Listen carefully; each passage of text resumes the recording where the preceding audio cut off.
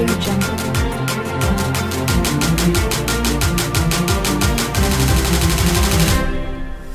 How gene expresses in dominant and recessive conditions. ठीक है, gene जो होता है वो किस तरीके से डोमिनेंट डिजीज कॉज करता है, किस तरीके से रेसेसिव डिजीज करता है, अभी हम ये पढ़ने वाले हैं।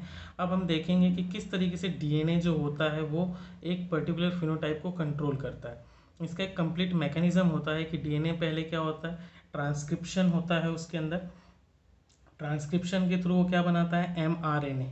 एमआरएनए में जब ट्रांसलेशन होता है तो वो बनाता है प्रोटीन या एंजाइम्स, और वो एंजाइम्स जो होते हैं या वो जो प्रोडक्ट्स होते हैं आगे चल के क्या करते हैं, एक्सप्रेशंस को और फिनोटाइप कंडीशन को क्या करते हैं, कंट्रोल करते हैं। कैसे, डीएनए से बनेगा एमआरएनए, एमआरएनए से बनेंगे ट्रांसलेशन के बाद प्रोटीन चेन, और वो प्रोटीन चेन क्या करते हैं, आगे चल के फिनोटाइप के कंडीशंस को क्या करते हैं, एक्सप्रेशंस को कंट्रोल करते हैं। डिजीज़ कैसे कंसीडर होगा कि डोमिनेंट है कि रेसेसिव है। अगर मैं डोमिनेंट डिजीज़ देखूं तो क्या है, जीन से बनता है प्रोटीन, जैसे कि ऊपर अभी मैकेनिज्म आपने देखा, जीन से प्रोटीन बनेगा और प्रोटीन जो होगा वो प्रोडक्ट होगा। अब वो प्रोडक्ट कैसा बन रहा है उसके ऊपर डिपेंड करेगा कि क्या प्रॉपर्टी हो रही है। अगर नॉर्मल जीन था, नॉर्मल प्रोटीन था, नॉर्मल प्रोडक्ट बना, तो नॉर्मल यहाँ पे क्या होगा, प्रोडक्ट है, और उस नॉर्मल प्रोडक्ट क्या करेगा, नॉर्मल फिनोटाइप को क्या करेगा, कंट्रोल करेगा।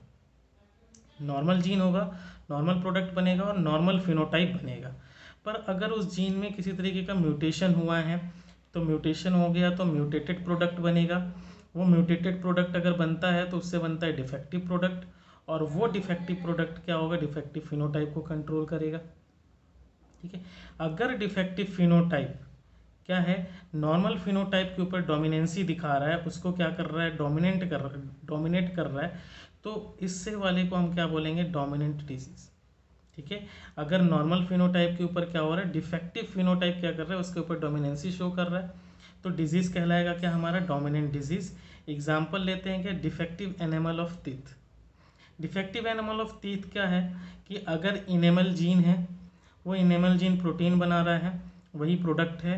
अगर वो प्रोडक्ट नॉर्मल भी हो सकता है, अगर वो प्रोडक्ट नॉर्मल है तो नॉर्मल प्रोडक्ट से बनेगा नॉर्मल टीथ। और अगर जीन म्यूटेटेड है, उसमें मॉडिफिकेशन हो गया है, प्रोडक्ट मॉडिफाइड हो जाएगा, प्रोडक्ट मॉडिफाइड होगा तो डिफेक्टिव प्रोडक्ट बनेगा, डिफेक्टिव प्रोडक्ट होगा तो डिफेक्टिव टिथ बनेगा। अब ये टिथ जो है हमने ऑब्जर्व किया है कि नॉर्मल टिथ के ऊपर क्या है, डोमिनेंट, इसलिए ये क्या होगा, डोमिनेंट डिजीज। अगर प्रोडक्ट बन रहा है और वो प्रोडक्ट नॉर्मल प्रोडक्ट के ऊपर क्या कर रहा है, डोमिनेंसी शो कर रहा है, तो जीन कहलाएगा क्या, डोमिनेंट डिजीज। डिजीज क्या कहलाएगा, डोमिनेंट डिजीज। सेम है यहाँ पे रेसेसिव के लिए कि जीन है, जीन से प्रोटीन बनेगा, प्रोटीन से प्रोडक्ट बनेगा, और वो प्रोडक्ट क्या हो सकता है, नॉर्मल भी हो सकता है और म्यूटेटेड भी हो सकता है, कंडीशन पे डिपेंड करेगा। अगर नॉर्मल बन रहा है तो नॉर्मल फिनोटाइप को कंट्रोल करेगा, और अगर डिफेक्टिव बन रहा है तो डिफेक्टिव फिनोटाइप के लिए रिस्पॉन्सिबल होगा या नो फिनोटाइप के लिए रिस्पॉन्सिबल होगा। जैसे एग्जाम्पल में अगर देखो, हीमोफीलिया बी के केस में, ये हीमोफीलिया क्यों होता है बी, ड्यू टू फैक्टर 9। आपको याद होगा कि आप जब क्लॉटिंग फैक्टर पढ़ते हो तो आपके पास टोटल डिफरेंट टाइप के 12 क्लॉटिंग फैक्टर्स होते हैं। जो क्लॉटिंग फैक्टर्स क्या करते हैं, आपको जो कभी चोट लगता है तो ब्लड को क्लॉटिंग करता है, उसमें से एक फैक्टर होता है 9, प्लाज्मा थ्रोम्बोप्लास्टिन कॉम्पोनेंट।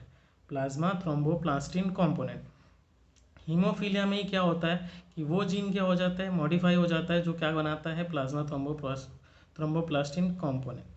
जैसे फैक्टर है 9th जीन, जो फैक्टर है, फैक्टर 9 के लिए जो जीन रिस्पॉन्सिबल, उससे प्रोटीन बनेगा।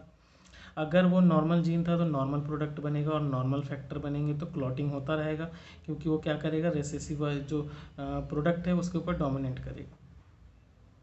अगर म्यूटेटेड है, प्रोडक्ट मॉडिफाई हो गया, प्रोडक्ट मॉडिफाइड हो गया है, तो नो प्रोडक्ट भी बन सकता है, नो फंक्शनल प्रोडक्ट भी बन सकता है। इसके केस में क्या होगा कि कोई प्रोडक्ट ही नहीं बनेगा।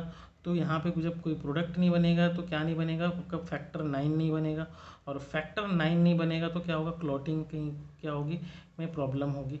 तो हीमोफीलिया बी जो है यहाँ पे ड्यू टू फैक्टर 9 क्या है, एक रेसेसिव डिजीज़ है। और रेसेसिव डिजीज़ कब हो रहा है, जब कोई प्रोडक्ट नहीं बन रहा और कोई नॉन फंक्शनल प्रोडक्ट बन रहा है तब। और डोमिनेंट डिजीज़ कब हो रहा है, जब डोमिनेंट वाला ही प्रोडक्ट बन रहा है, पर वो डोमिनेंट प्रोडक्ट क्या कर रहा है, दूसरे जो नॉर्मल प्रोडक्ट था उसको क्या कर रहा था, डोमिनेट कर रहा था।